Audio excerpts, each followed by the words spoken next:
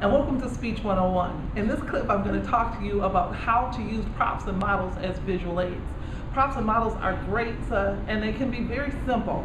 For instance, I had a person that talk about the properties of water, and their visual aid was a simple water bottle and had some things listed on it. They can also get to, you can get them to where they're very elaborate.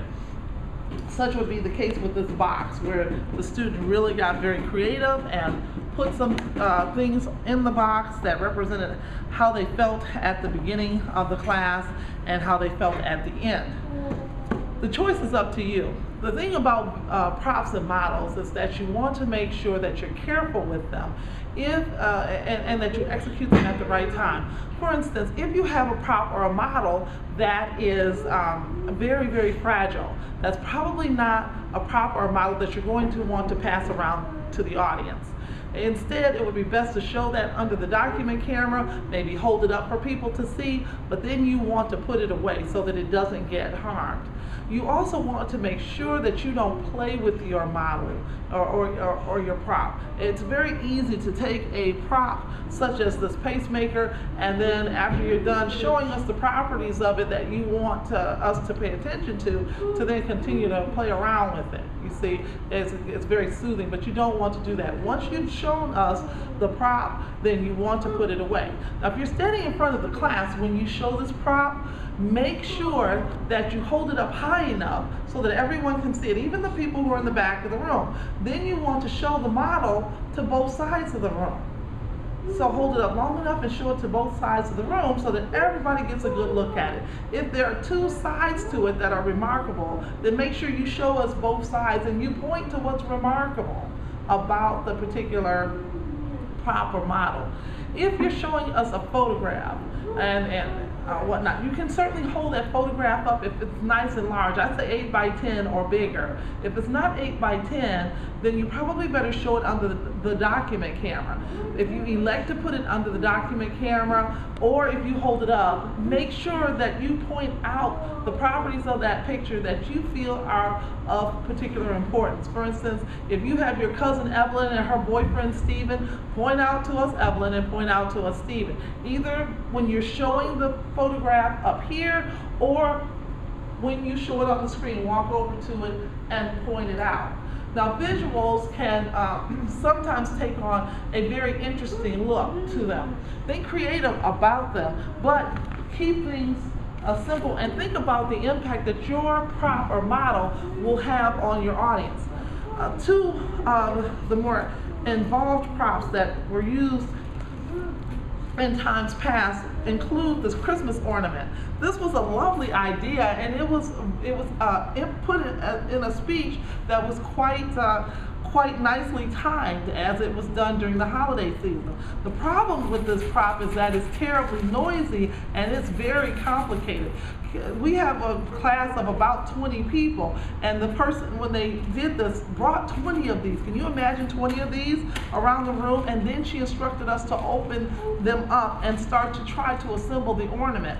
By the time it was all done, she was 10 minutes over her time, and I don't think even one ornament really got put together. That's not where you want your visual to take you.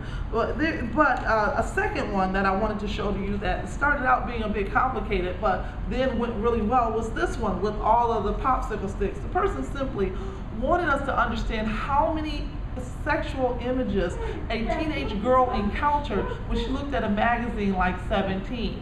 And so he took one magazine and he cut out all these images and he just started passing them around, and he encouraged the people to continue to pass them around the room. Before you knew it, the room was covered with these things. This is only a subset of all the images he pulled from that one magazine. And then he paused everybody and said, look around the room.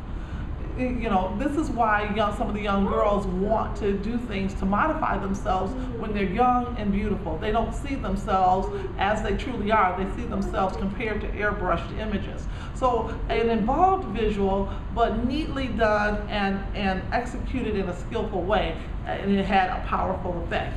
Now, probably my more interesting visual is this one that a student had. of alcohol.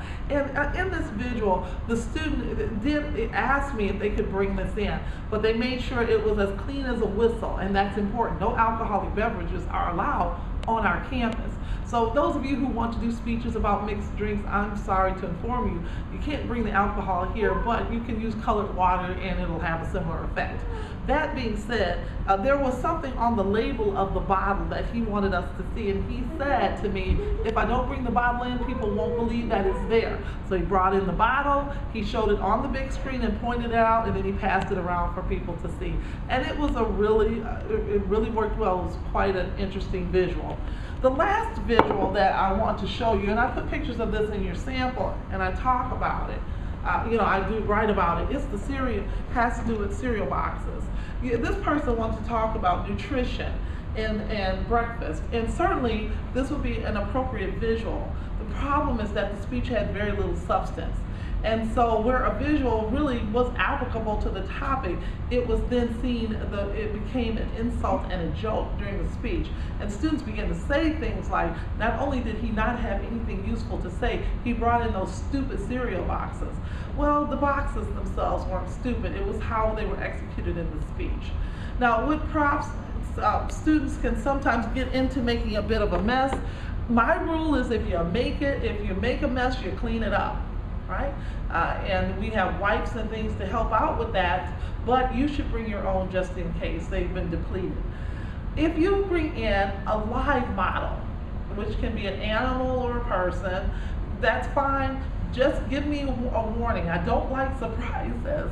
Like when the day the baby alligator showed up, that was a memorable day. So if you have an animal that you want to bring in, fine. However, some exotic pets aren't allowed, so I need to know that the pet is coming in. And if that thing pees or poops, it is your responsibility to clean that up, not my maintenance people, okay? So please be prepared to address that. If you invite a person to assist you in your speech, I expect you to manage that in this way. One, I need to know the person is there and what kind of time frame they are operating under, just in case we need to move your speech up or back. Two, announce the person to the audience, but make sure you've discussed with them how they'd like to be labeled. Maybe they don't want their first and last name. Maybe they don't want their name used at all. They just maybe want their connection with the topic. This is a friend that I do yoga with, and who prefers to remain anonymous. And then tell us what that person is going to do. Then when the person is done, you need to let them know that that they're done, and invite them to have a seat and thank them for helping you with your speech. That being said, if you do these things, it should work just fine. Sometimes I have children brought in, and I need to know that that's happening as well. The children are allowed, but I need to know they're there so that we can make sure that we're sensitive to their needs. All right? That being said, again, let your creativity flow. If you have questions, please feel free to contact me by email or by phone, and enjoy your learning. Thank you.